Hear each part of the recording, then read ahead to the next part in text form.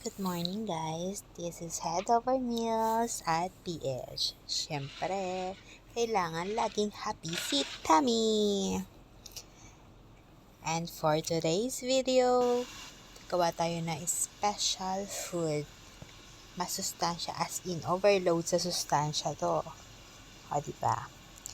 Meron tayong 1 broccoli, 1 onion, a few cloves of garlic. For taste, lagyan natin siya ng salt and black pepper. Prepare na natin siya. So, kailangan tin ang ating onion.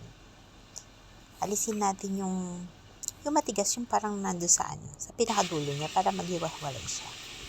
And then, yan, garlic. Hiwain natin syempre na maliit. And of course, ang ating broccoli, kailangan natin silang paghiwa-hiwalayin. Kailangan nila mag-break muna. Lagi silang magkakadikit, char. And of course, hindi siya maganda o hindi masarap kung walang chili. So, lagyan natin chili. Ayan. Fry muna natin ng konti ang ating chicken liver. Mag-ingat kayo, tumitilamsik yan. Kailangan i-cover ang face, ingatan. Promise, hindi ako nagbibiro. Ang sakit niyang makatalamsik. Kaya kailangan naka-cover lagi yan pag mag-fry kayo ng chicken liver. Pag hinahalo nyo siya, ni-stir nyo siya, ingat kasi madudurog yan. Dahan-dahan. Be careful. Parang sa heart char. And then, hanguin natin siya. Pag medyo luto na, hindi mo kailangan lutong-luto kasi titigas siya. And then, lagay natin yung garlic. Oy, original recipe ko yan. Promise, hindi mo makita sa iba yan. Akin lang.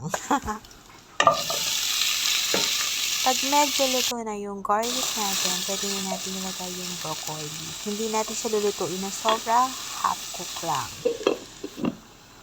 Kasi, nawawala ang sustansya ng gulay pag overcook. So, it should be half cook. Yan, wag mo haluin, madudurog. Ayan, pag ganyan na siya, pwede mo na ilagay yung naluto natin chicken liver before.